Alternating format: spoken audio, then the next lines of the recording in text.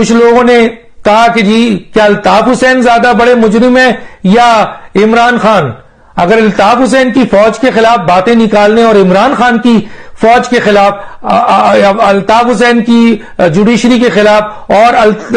عمران خان کی جوڈیشری کے خلاف باتیں نکالنے، تو زمین آسمان کا فرق ہے۔ لوگ کہتے ہیں کہ الطاف حسین نے فوج کو کہا بھی، سوری بھی کیا، پھر کہا سوری بھی کیا، اور وہ اس وجہ سے کہ ایک ریئیکشن تھا، لوگ کہتے ہیں، کیونکہ ان کی پارٹی کے خلاف بہت بڑی تعداد میں جناح پور اور اس کی سازش کا انکشاف ہوا، ایکشن ہوا، جو بعد میں غلط ثابت ہوئی۔ تو الطاف حسین کی جو فوج کے خلاف باتیں تھیں وہ ریئیکشنری تھی، اور آپ کی فوج کے خلاف باتیں پلانٹیڈ ہے، پہلے سے آپ فوج کا مائنڈ سیٹ، آپ کا مائنڈ سیٹ فوج کے خلاف رہا ہے ہمیشہ۔ جب آپ حکومت میں آئے اور اقتدار ملا تو وقتی طور پر آپ فوج کے ساتھ ہوئے، اس کے بعد پھر اب آپ نے پورے ایک ادارے کو نشانہ بنانا شروع کر دیا ہے، جوڈیشری ایک ادارے کو نشانہ بنا کر دیا ہے۔ آپ